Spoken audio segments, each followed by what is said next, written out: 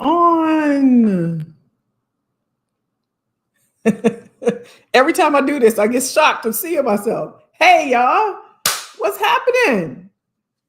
What's happening? Happy Tuesday, beginning of the week, beginning of the quarter, beginning of the month. Oh my gosh, a lot of new beginnings. How we doing? Angela is in the building. Look at that. Look at that. Charlotte, North Carolina is in the building. Taisha, Teresa, ladies are in the house. Y'all not playing no games today. What's really going on? What is going on? YouTube is on fire. We got IG here as well. They were hanging out with me as I was getting set up here. How's everybody? How's everybody? It's fourth quarter. Are we ready? Are we ready? It's all new beginnings. We're going to wash away the old, right? We're going to wash away. This is new week, new quarter, new month, new thoughts, right? Everything's anew. We start anew. Fresh slate, right? Right? We feeling all right? I see we got North Carolina in the building. Teresa and Taisha, YouTube is representing. What's going on, y'all? How's your weekend? How was your weekend? Y'all do anything fun? I saw a horrible movie. I'm a Brad Pitt fan. I was. Don't go see that movie. Was not good at all. Save your money. Good. So tonight, right? We're going to be talking about the path to corporate, to the board of directors, right? Yeah. I that was a bad movie, Teresa. It just wasn't good. Wasn't good. And listen, I ain't been to the movies since like 5 years. So I'm like, you know what? Let's do the movies. Bad idea. It's all good though. So yeah, we're going to talk about the path, right, to the board of directors. Because listen, I thought about this because this is something that I offer inside of my program, but also some of us don't have a career path. Like we got started on our career journeys. If you were like me, I was kind of just thrown into HR, not thrown, but it just kind of landed in my lap. I didn't have a path or vision for my career early on in HR. I started as an HR clerk through a temp job. And so I just kind of stayed on that path. And I know there's a lot of people that went to school for something and they find themselves working, doing something else, right? And you could be in that boat as well. Or you're like, you know what? I never really thought about a career path. And y'all remember back in the day, that was the thing. Like, what's my career path? Where am I going? What do I want to do? And if you were in school, you get with your counselor and advisor or whomever, and they kind of map out this plan, but it really didn't really guide us, right? And so I know there are a lot of technologists, a lot of technical people that have the path for like level 1, 2, or 3, depending upon what you want to do. But for a lot of us that don't have a non-technical profession, there hasn't been a career path. So I wanted to give this option and share this with you. You may or may not have thought about this, and it might surprise you. You may have thought one thing, and my hope is that for some of you, it will be maybe a new something to think about, something to consider. All right. So we're going to go ahead and dive in. I hope everyone's doing okay. Let me check out because I see some other folks, but I don't see them in here. Let me just see. I'm all set up today, y'all. I'm all set up today. Let's see. Okay. We good. All right, let's dive in. I'm going to share my screen. Give me a second here. And we're going to dive into the presentation. Now, if you're on IG, you can hit the button, the link in my bio to come on over to Kelly's Career Club. Inside is where I'm going to be sharing the slides. If not, you're welcome to listen in. Jay is in the building. Jay is always holding down LinkedIn. Daryl, hello, Daryl. Mulligan, welcome. Hey, Jay. Jay says, this topic has been on my mind. I want to lend my expertise to a startup and watch it grow. I never thought about it. See, Jay, I was just saying that. You're reading my mind. I am positive that you're not the only one. A lot of people haven't thought about it. So I wanted to give us some options, right? I always want to leave you with something to think about when you're inside of the group or just connected. I want to always give you something to think about. So let's go ahead and dive in. I'm going to share my screen and we will get this party started. All right, y'all. Let's see. Share my screen. Okay, they changed the name. Fancy. They got present now. It don't say share. It don't say share. I was looking for share. Okay, here we go. I know y'all think I'm like, this woman is nuts. It's all good though. Y'all nuts with me. That's why y'all here. Y'all are nuts with me. Here we go. Let's go. Let's go. Let's go. Okay, the path to the board of directors. Let's talk about it. Let's talk about it. All right. So here we go. What is, for those that don't know, right? For those that don't know, what is a board of directors? What is it, Kelly? As a matter of fact, you're talking about it. So what is it? It's real simple. A group of people that make decisions related to the financial structure and strategic direction of the company. Basically, in basic terms, they just have oversight over the company, right? In terms of the CEO and the executive leaders there, they have oversight over the financials and the governance and the policies. They just have oversight over the company. That's what they're there to do. All right. Let's keep going. So what does the board do exactly? As I mentioned, they have oversight over the company. A few of the things that they're responsible for doing is approving the company budget. They also appoint and support the CEO. They also hire and fire top executives. They decide on executive compensation. So what should the CEO be paid in terms of stocks and total comp and any perks and things like that? They also establish policies for the organization. You may have heard of governing and governance, right, as it relates to the board of directors. So this is just a short list of what they do. There's a myriad of things that they do, but just to give you an idea, and we'll, as we walk through the presentation, we'll share some more on that, okay? And so who has a board of directors? So where would I place myself if I'm interested in being on the board of directors? Who would I work for? So there is also different organizations you can work for. Today, we're going to talk about for-profit businesses, so a corporate business. There's also nonprofit organizations, right, that has board of directors. Today, we're just going to focus on the corporate board of directors, but there's also government agencies, there's advisory boards, there's various different boards that you can be on. But today, we're going to focus on the corporate board, for-profit business. So let's break this down a little bit more. Why are we talking about this? There is a high demand. Hear me now. There's a high demand for diverse board members. Listen, you may think you know where I'm going, but listen, there's a high demand for diverse board members. Corporations are looking for those with diverse backgrounds and diverse skills. Think about what you bring to the table.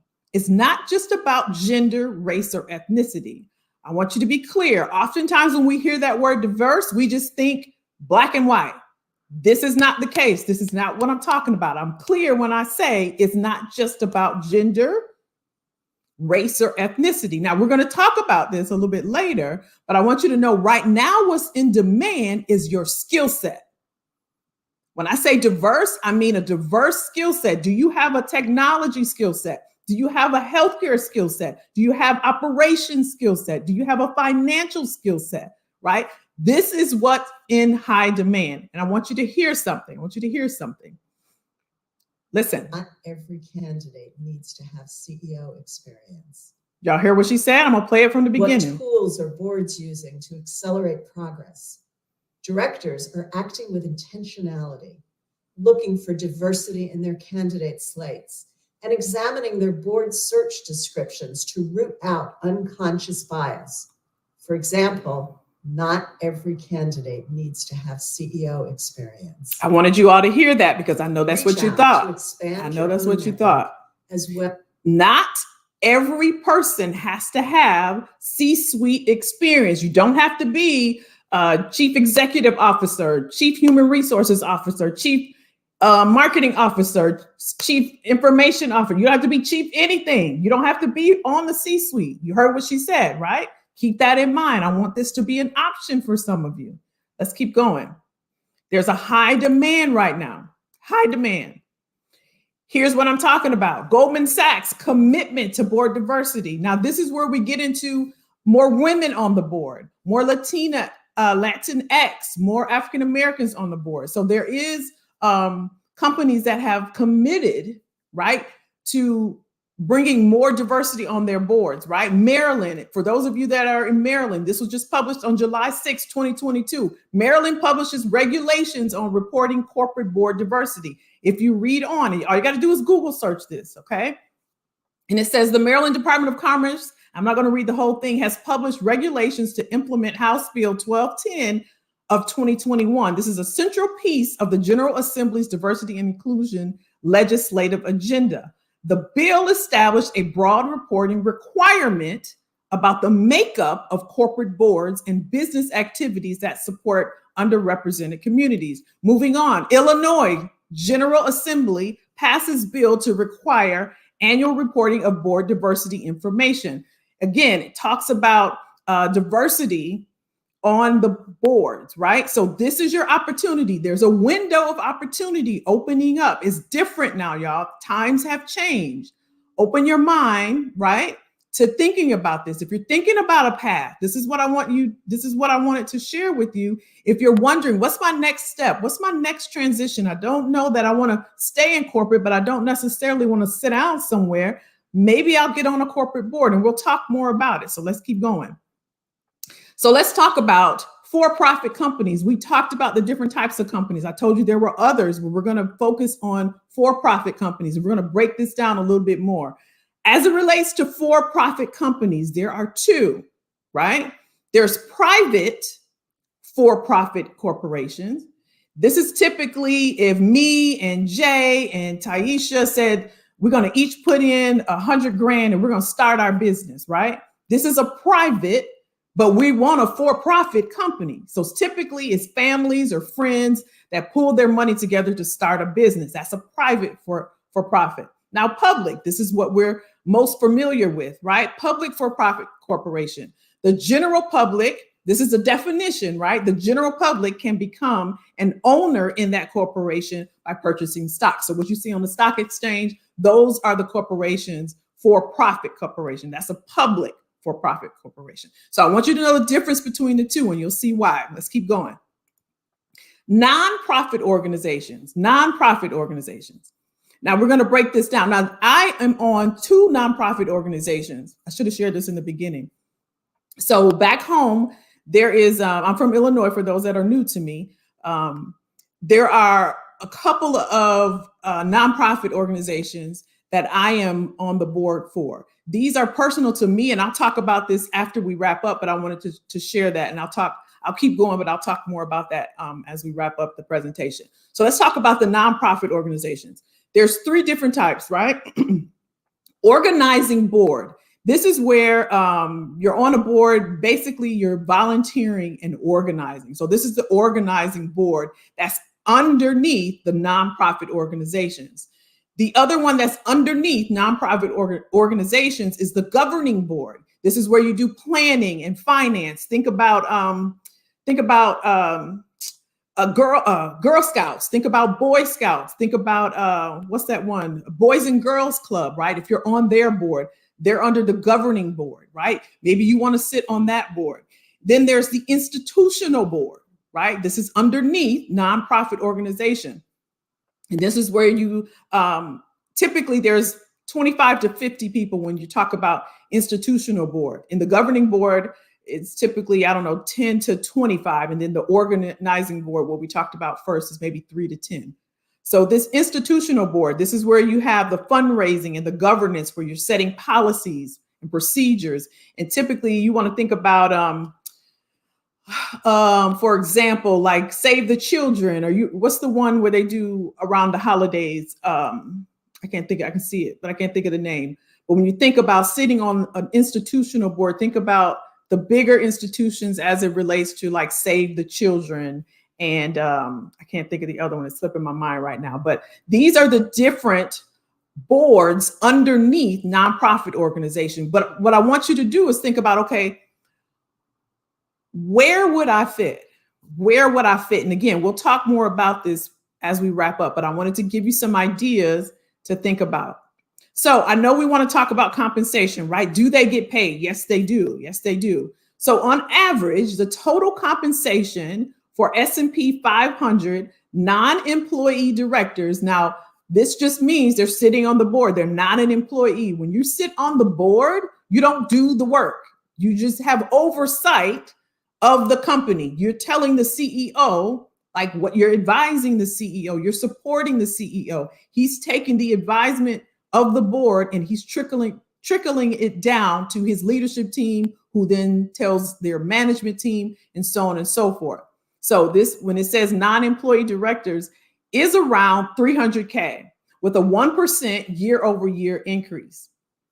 Now, here's how this is made up. This is just for my folks that like to get analytical, right? In terms of pay, how this works. So in terms of stocks and cash, that represents the largest share of the director's compensation. So 57% stock, 38% cash. Again, these numbers, I believe, is 2019, and it's going to look different for every company. Again, remember, we're talking about corporate, right? So it's going to look different for every company.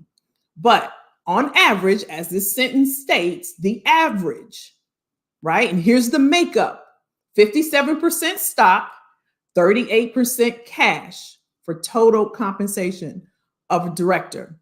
Now, if we were to drill down a little bit further on the S&P, we know there's 500, right? S&P 500, 78% of the 500, right? Over half, 78% of the 500, they provide stock grants to directors in addition to a cash retainer, right? So let's say Kim, I wanted to hire Kim to over here on IG on my board of directors, right? I'm gonna say, Kim, I'm gonna give you a retainer of 100K, and the rest I'll make up in stock. She like, cool, I'm good with that. I know y'all going places. Right now you just Air, and I know you're gonna be Airbnb, so I'm good with that. I'll take the stock, right? So the highest paying sectors for directors are, listen to me, write this down, remember this. And this is probably, we already know this, the highest paying industries: healthcare, 352K, technology, 342K, communication services. So think about telecom, right? 335K, and then energy, 324K. Now, again, I believe this was 2019, and if you remind me, I'll double check for you all. Okay, I know there was going to be some questions around comp, so I wanted to share that with you. Let's keep going. Here's what Walmart will be looking for. This is what they say. For example, Walmart, when they're looking for a board of directors, here is what they say. Some of the qualities Walmart says is looking for in board members include outstanding achievement in their professional careers. And don't worry, we're going to break this down. Outstanding achievement in their professional careers, broad experience and wisdom, personal and professional integrity, ability to make independent analytical inquiries, experience with and understanding of the business environment, willingness and ability to devote adequate time to board duties. Now, how many of us can do this? All of us on this call can. All of us can do this. Everybody that's under the sound of my voice are leaders, right? You may have never thought about it. You might not have ever thought about it. This is Walmart, y'all. Here's your path. You ready? Here's what you need. You need a value proposition. What's the value? What you bring to the table, right? You need a value proposition. Let me be clear, y'all. This is not a job. This is different. This is different. You're not going to roll up your sleeves and get to work. You're going to be providing support and guidance. You're going to be a thought leader. You're going to provide wisdom. You heard what Walmart said, right? So what does your value proposition look like? I'm breaking it down for you right here. Relevant skill set, right? So you determine based off of what we just shared, Kelly, I think I want to be on the for-profit side. You know what? I think I want to be on the nonprofit side, and I want to be underneath the, what was the last one? The governing, right? So my skill set is I've been working as an accountant. So I have a relevant skill set for this particular company in this industry, and I know they're missing that on the board. So relevant skill set is what you need. A record of achievement, right? You have a history, you have previous history, you have a past history of achievements that you can lay out. You have an achievement-based resume.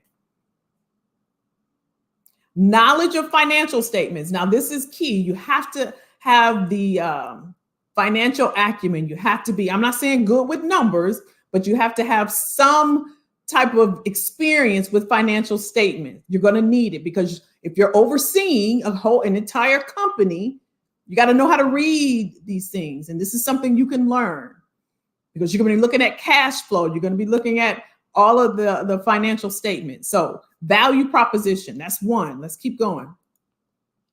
A polished brand. What does that mean, Kelly? What does that mean? A digital profile. I know some of you are hesitant about being online and being on LinkedIn. You got to have a digital profile. That's how someone is going to search you. Remember, this isn't a job. They're not going to ask you for a resume. They're going to go and Google you. I challenge all of you to Google yourself. After this call, Google yourself. Your LinkedIn profile should be the first thing that pops up. If you Google yourself, excuse me, your LinkedIn profile should be the first thing that pops up, right? So you should have a digital profile. Your board attributes. Do you have that executive board presence? Do you have the board acumen, right? And then a board bio. And this is something that something we help some of our clients with, right? That are on the getting board ready, right? So this is something I could definitely help you with if you're interested in this, just getting on that path to being board ready. The last thing and the most important thing, I put this last for a reason, is your network. Now, relax. I know you might be saying, I don't have a network. I don't get out there and network. This is not a job. This is different. You have to communicate your interests. I would say, this is Kelly saying this number, but I would say at least 85% of those that are appointed to the board is because someone told someone about someone. All right. So you have to open your mouth and you have to tell people of your interest of being on a board. And again, once we wrap up the presentation, because I want to see your comments, I'll break this down even further and tell you how to go about doing this. Okay. Target directors in specific industries. So you want to be targeted. Maybe you want to be on a board within technology. Maybe you have, you want to be on a board in healthcare. Maybe you're a nurse and it's about time for you to retire and you're not ready to stop working, but you don't want to work as hard. So you want to sit on a board. You didn't know it was an option, but you have all of these years of experience. So let me go sit on a board and share. So healthcare would be the industry that you would target, right? And then endorsements over referrals. I'm going to keep saying this. This is not a job. You don't want to ask anyone to refer you. A referral would be me saying, hey, Taisha, I want you to meet Jay. Jay, this is Taisha. She's looking for a job. That's a referral. I'm like, Jay was like, okay, cool, Kelly, thanks. Thanks for referring Taisha. An endorsement is me saying, hey, Jay, this is my friend Taisha. She's really good. Right now, she's currently working as, the director of sales. She's had some great accomplishments throughout her career. I know that she just landed a huge client for Merck. And, I've been knowing her for over 20 years. She is really good at what she does, so on and so forth. That's an endorsement. You really need to talk to her. You really need to meet Taisha. She's really great at what she does. I know you have a board seat open. I think you should consider her. Here's her information. That's an endorsement. That's the difference. So you want endorsements over referrals. Y'all got me? And then finally, as we wrap up the presentation, we're going to continue the conversation. It's a process, y'all. This isn't, again, I'm going to say it one more time. It's not a job. This isn't a job. This takes time. This takes time. This takes time. This takes time. All right, I'm going to come back to y'all. Let me see you. Let me see you. Let me see you. What you think? What you think? What you think? Here's what I want to share with you all. And the reason why I keep saying it's not a job, because I don't want you to think that you're going to, you don't have to roll up your sleeves and say, let's say I'm, sitting on the board and I'm like, okay, you know what? In order for them to hire all of those engineers, they're going to have to get together and do this, this, this. We're up here when you're on the board level. You're advising, right? You're supporting the CEO. I have gotten calls on a Sunday at midnight from one company that you all would know, because something was done and put out there and it shouldn't have been, ahead of go to market, right? So here's what I want you to think about, how to think about getting onto the board. Here's how I want you to think about it. The first thing I want you to do, and again, if you're in the group, I want you to go back through the presentation. I want you to think about what you have to offer, right? Think about what the beauty of this is. One, there are so many opportunities right now. There's so many opportunities. I have clients that were getting board ready, and there's so many opportunities. It's just a matter of deciding where you want to go. So you think about it. You may say, Monet may say, you know what? I've been in technology. I like technology. And you know what? I think I want to go sit on the startup board, right? I'm just going to start out small just to get my feet wet, just to see if it's something that I want to do, right? And so that would be the focus. That would be the target. So I want you to think about, what do I have to offer? Because you have to be able to provide value. Now, you don't walk in the door. Typically, you meet once a quarter. I know other people that meet once a month. Typically, you meet once a quarter. Right? You don't walk in the door and you just don't go in there and just start talking, and you got to get a lay of the land, right? You get a lot of information. And you take it seriously, right? You learn about the company, you learn about the strategies, you learn about the challenges, you learn about the gaps, you learn about the finances, right? I studied the company, and I had a learning lesson a few years back I tried to get on too, but it is a time commitment. I don't want to paint a picture that is all rosy, you're going to get all this money, and you do, right? It's a time commitment. And they do expect you to provide value. So I really want you to think about, what do I have to add to the table? Don't talk about, I got this, I got this, I got this. One thing. I know mine is talent acquisition. That's it. I already know what mine is. So I want you to think about what you have to offer. Then I want you to think about, what industry do you want to be in?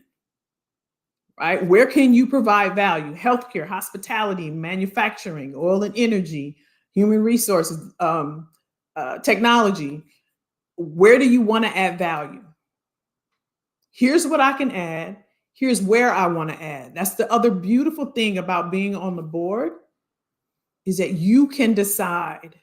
Because let me tell you this, you all, I don't know if some of you may be old enough. You guys remember Enron?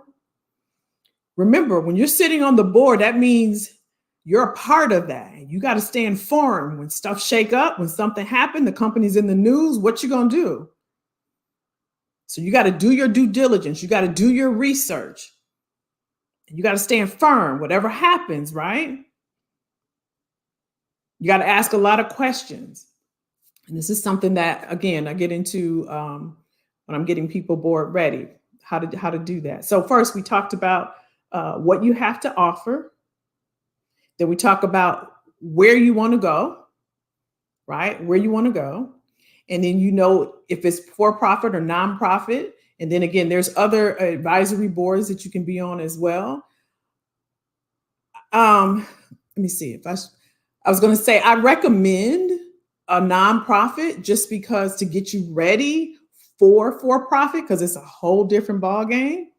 But again, if I shouldn't say if you feel, because I don't want to set you up for failure, but I'll just say that I'll recommend a nonprofit to start.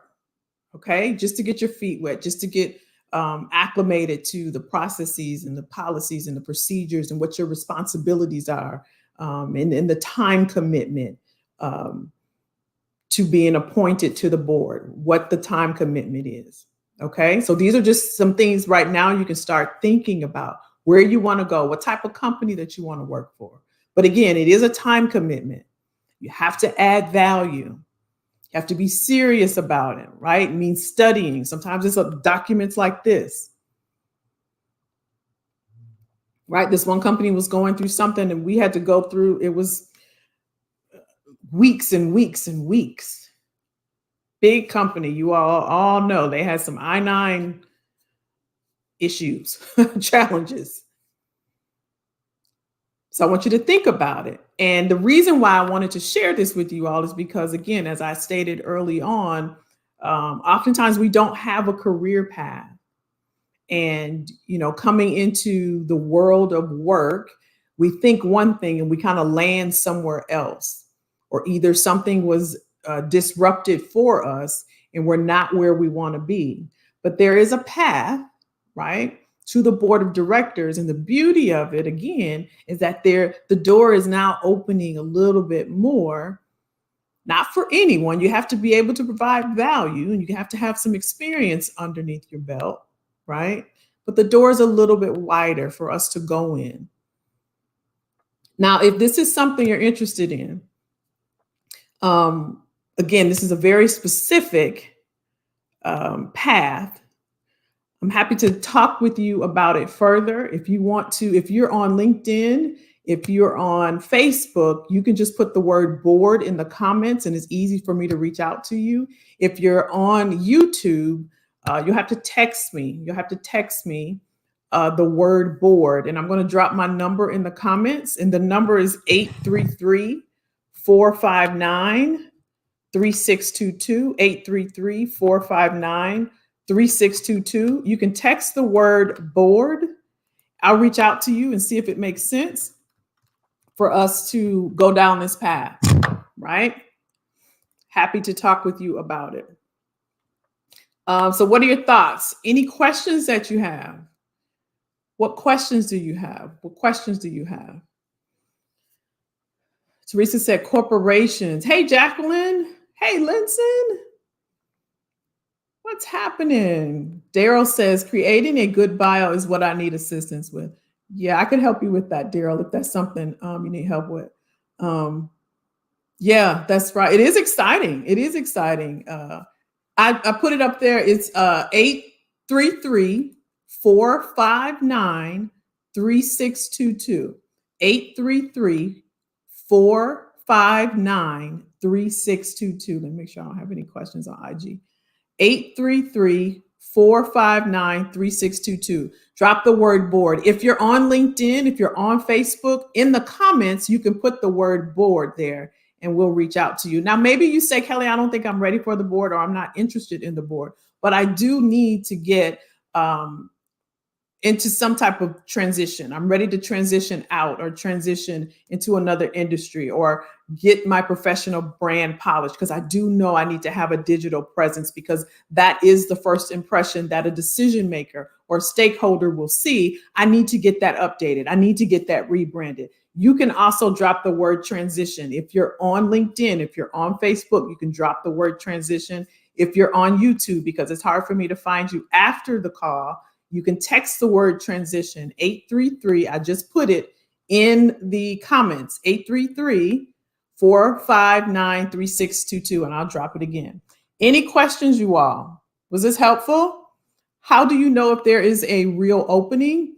There's a ton of openings, Scotty. There's a ton of openings. That's a great question. There are, that is a great question. Let me talk about that a little bit. Let me drop my number, 459-3622. Text the word. If you just want to do transition, you can do that. If you're interested in board, you're going to text the word board. And I'm going to put for my folks on YouTube, because I can't see you after we hang up here. But if you're on LinkedIn and you're interested in board and being appointed to the board and you want to get board ready. Now, it is a process, y'all. It's not like a job, right? It's a process. If you're on LinkedIn, drop the word board. If you're in Facebook, you can drop it the word board. So Scotty, to answer your question, there are executive search firms that help you to get on the board, right? There's companies, let me say it this way. There's companies that actually pay executive search firms to find board members, right? What's happening now is that we have all these startups, right? There's a ton of them. And they're starting to look and need, because when you first start your business, you don't necessarily need it. You may have an advisory board, but we have all these startups that have started since 2020. And these folks are starting to need board members. So now there's all these companies popping up, right? And I have some reputable firms that I work with for those that I'm helping to get on the path of being board ready, that I partner with, I should say. So there are real openings out there. Okay, Teresa, I got you. I see you. Kedrick, just to clarify, sitting on a board in addition to a full-time role is what you're saying. Well, it depends, Kedrick. There's a time commitment. It can be done. It can be done, but I wouldn't recommend it. I'm just going to say, and this is just my opinion, because again, there's a time commitment. Now, the board that I serve on, we meet by Zoom every quarter. So it's 4 times out of a year, but there's others when there's something happening, we had to meet once a month. But I think you have to be very flexible. And you also have to, again, know exactly why you're doing what you're doing. And I think that's the most important thing, you all. The reason why I serve on the board back home is because it's a cause that's personal to me. I do it for free. I don't get paid, but I've been doing it for years. Typically, the time frame is 9 years on a board, right? So you can do it while you're working. I don't recommend it because they want you fully present. They want all of your expertise to go into being on their board. Let's just say like Airbnb, right? When they first got started, and now, they got all the series and the funding and everything, and now they know they need members of the board. They're going to want you fully there and fully present to help support them and advise them. Exactly. It is. You're right, Kedrick. Will you help with finding the opening? Yes, I will. Now, let me be clear, y'all. Full transparency. This takes time. It's not like I can say this is going to happen in 90 days. It's a process. You have to be board ready, right? You will go through an interview process. You're not going to be sending a resume. They're going to search you, right? They're going to search. That's why I talked about your digital presence. They're going to want to know your not deliverables, but like your leadership path, like what you've done, your achievements, right? And 85% of the time, it might even be 90%, you're going to be endorsed by someone. So first, there's a process and a methodology that I take you through. And even if you think, well, Kelly, I don't have a network, this is part of getting board ready. Clifford says, do board member positions vary in liability in reference to the company they represent if any legal issues arise during their tenure, i.e. bad practice issues or other legal issues, criminal or civil? Member positions vary in liability. Yes, to answer your question, there's something called, I think it's D&O insurance. So you're insured as a board member in case something happens. Everyone gets insured. So yes, and you'll know all about that. Hey, Janelle, I saw you over here. You moved. Hey, lady. So yeah, everyone is insured on the board. Was this helpful, you all? Interesting or no? I wasn't sure. I know it's not for everyone, but I do. I wanted to share that there are different avenues. I know a lot of us, around the same age range. And we may be thinking about what is our next chapter? What does that look like for us? This is an option. Even if you're not ready right now, it's something that you can have in your back pocket. You can think about it and say, you know what, maybe this is something, maybe I might consider. You may have never thought about it before. Maybe you thought it was just for the C-suite and you didn't have, an opportunity. Very helpful. Okay, awesome. I'm glad. Hey, Jackie. Yes, that's true. That's right. Something to think about, y'all. Just something to think about. Something to think about.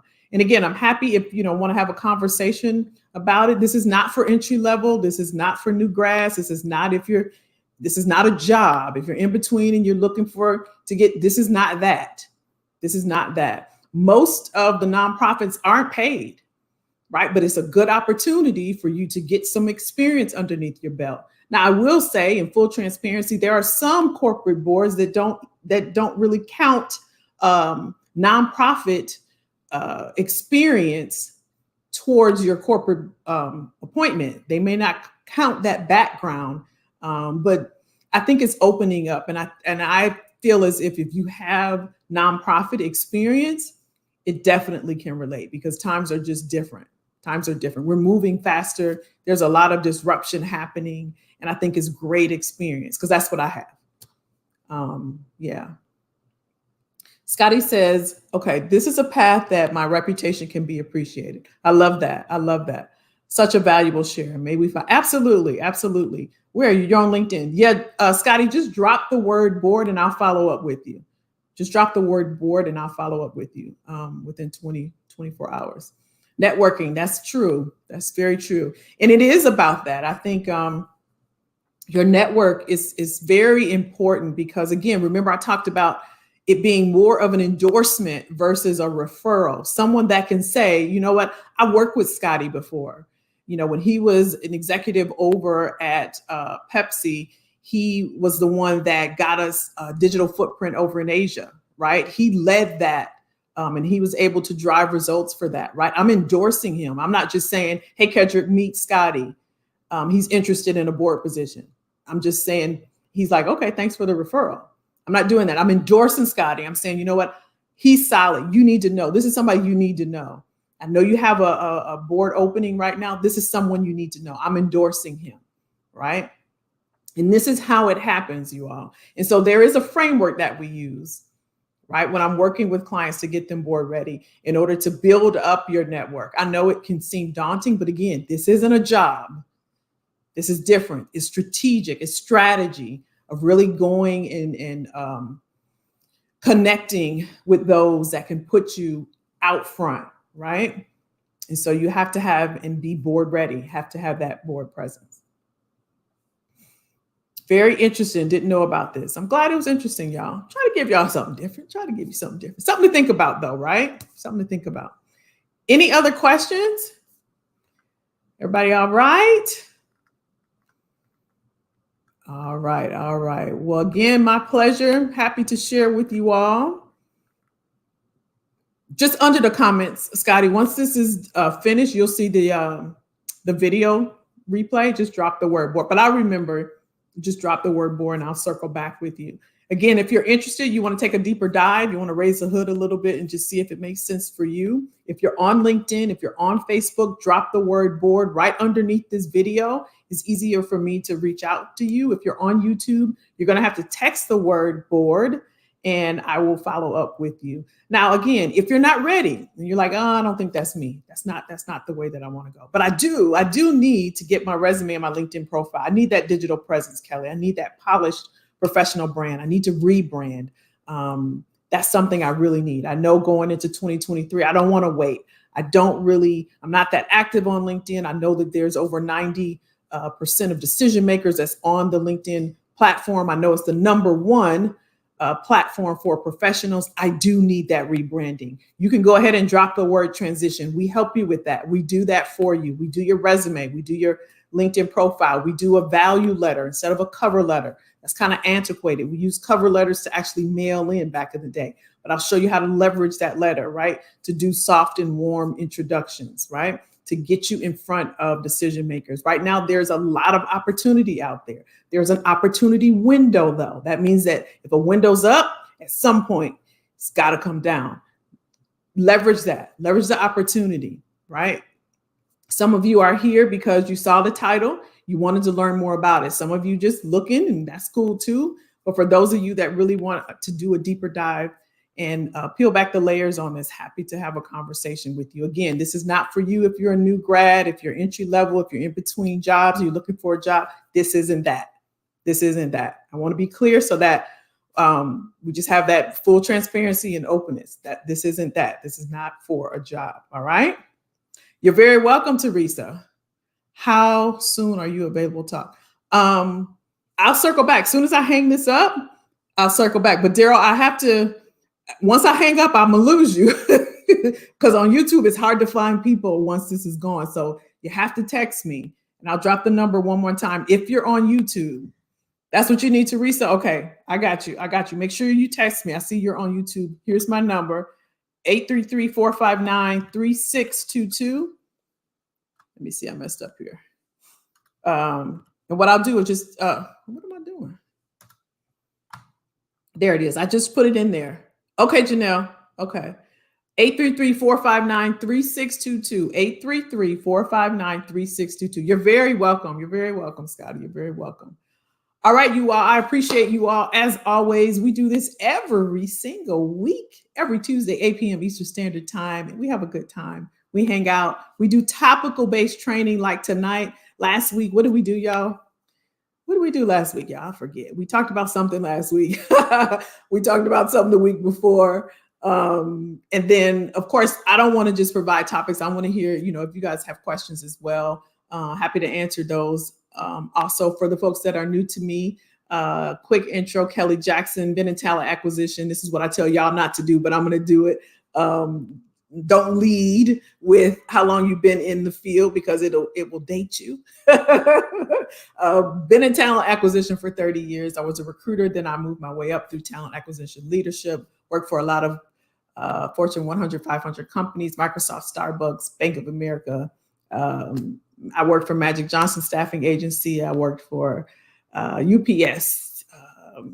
List goes on and on. AT&T, Humana, Comcast. I did it. I worked for all of those folks. So I just share career strategies. I am more strategic than tactical. You can get tactical anywhere. You can go and check out. There's a ton of career coaches out there.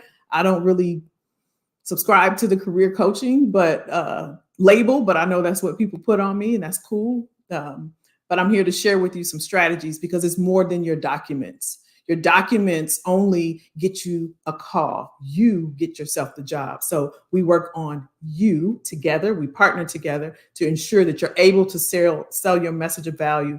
You're able to sit in front of a decision maker and tell them why you can solve their problem, right?